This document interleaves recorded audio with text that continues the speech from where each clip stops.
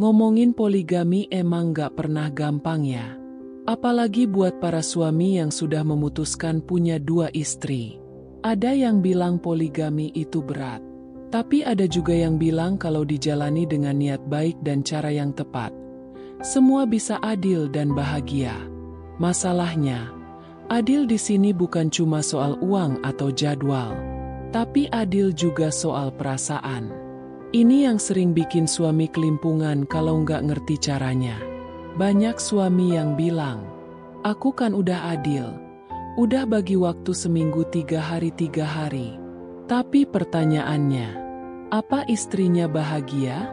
Kadang suami cuma fokus ke pembagian waktu, pembagian materi, tapi lupa. Istri itu makhluk perasaan. Dia butuh rasa aman, butuh diyakinkan, butuh diperlakukan spesial meski statusnya istri kedua, atau justru istri pertama yang posisinya digeser. Nggak sedikit rumah tangga poligami yang akhirnya berantakan. Bukan karena kurang uang, tapi karena kurang komunikasi dan gak paham cara bikin hati istri tentram. Padahal kalau hati istri tenang, biasanya rumah tangga pun adem ayem. Gak banyak drama yang bikin kepala panas. Sekarang pertanyaannya, gimana sih caranya adil membahagiakan istri pertama dan kedua? Apa cukup dengan jadwal ketat? Atau perlu trik khusus biar gak ada yang merasa dianaktirikan? Pertama, kuncinya ada di komunikasi. Kedua istri harus diajak ngobrol. Bukan hanya sekali 2 kali, tapi rutin. Nggak harus yang berat-berat. Cukup tanyain perasaannya, dengarkan curhatnya, tanya apa yang dia mau. Karena kadang, yang bikin istri sebel itu bukan pembagiannya, tapi caranya. Misal, istri pertama merasa suami mulai dingin, padahal suami merasa, "Kan aku udah pulang, udah kasih nafkah." Nah, di sini yang sering salah kaprah. Istri butuh dipeluk, butuh dipegang tangannya, butuh pujian meski udah belasan tahun nikah. Sementara istri kedua juga butuh diyakinkan kalau dia bukan sekadar pelarian. Jadi jangan malas ngobrol. Meski capek kerja, sempetin. Bahkan sekadar video call atau voice note kalau lagi di rumah istri satunya pun bisa bikin hati adem. Istri butuh rasa diprioritaskan, walau statusnya dibagi.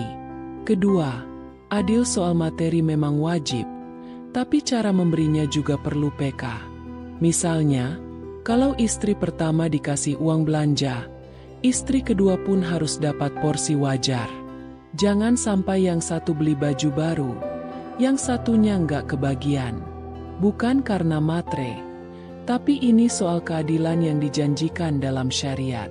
Istri yang merasa adil soal materi biasanya lebih tenang hatinya. Ketiga, adil soal waktu.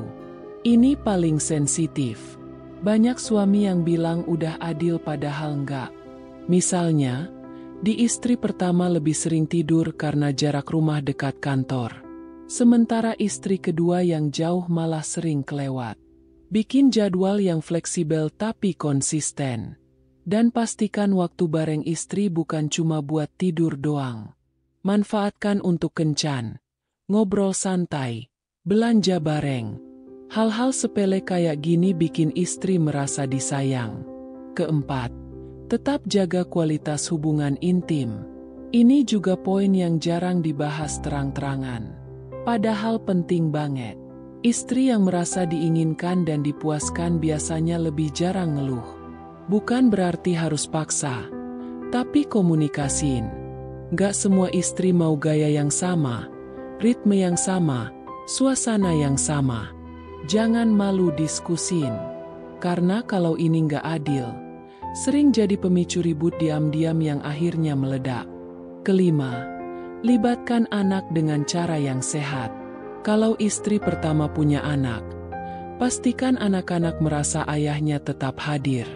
Jangan cuma fokus ke istri baru, sementara anak-anak istri pertama seperti kehilangan figur ayah. Karena kalau anak merasa dianaktirikan, istri pun akan ikut sakit hati. Begitu juga sebaliknya. Kalau istri kedua punya anak, perlakukan sama. Adillah sejak dini supaya anak-anak pun saling menghormati, nggak saling cemburu. Keenam, tetap minta doa dari kedua istri.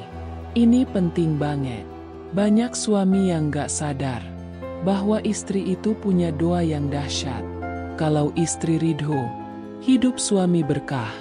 Tapi kalau istri nyimpan sakit hati, bisa jadi hidup nggak pernah tenang meski uang banyak. Jadi jangan gengsi minta maaf kalau salah. Jangan ragu minta doa biar keluarga tetap utuh. Ketujuh, jaga rahasia rumah tangga masing-masing. Jangan banding-bandingkan istri satu dengan yang lain. Apalagi menceritakan aib istri pertama ke istri kedua, atau sebaliknya. Ini racun banget buat hati. Biarlah masing-masing punya kelebihan dan kekurangannya. Kalau ada masalah, selesaikan empat mata. Nggak perlu jadi bahan obrolan ke istri satunya lagi. Nah, intinya adil itu nggak bisa setengah-setengah. Butuh hati yang lembut dan kepala yang dingin. Karena urusannya bukan cuma angka, tapi rasa. Istri pertama dan kedua sama-sama berhak bahagia. Dan suami yang sukses memimpin poligami dengan adil, insya Allah hidupnya lebih tentram, dijauhkan dari fitnah, dan anak-anak pun tumbuh di lingkungan saling menghormati. Kalau capek, istirahatlah. Jangan merasa harus jadi malaikat. Yang penting tetap usaha memperbaiki diri setiap hari. Karena poligami bukan ajang pamer, tapi tanggung jawab yang besar. Jadi buat kalian yang sekarang sedang berusaha adil, semangat ya! Jangan lupa terus belajar, terus terbuka sama pasangan, dan rajin berdoa. Karena cuma Allah yang bisa membolak-balikan hati. Mudah-mudahan rumah tanggamu tetap harmonis, adem, dan penuh berkah sampai akhir hayat.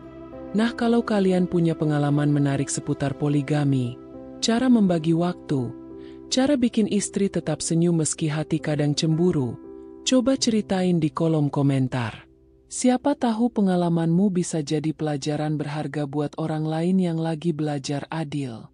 Dan kalau menurutmu naskah ini bermanfaat, share ke teman-temanmu ya. Biar makin banyak keluarga yang saling mendukung, saling mendoakan, dan gak gampang terpecah. Terima kasih udah baca sampai habis. Semoga kita semua bisa jadi pasangan yang adil dan bijak. Amin.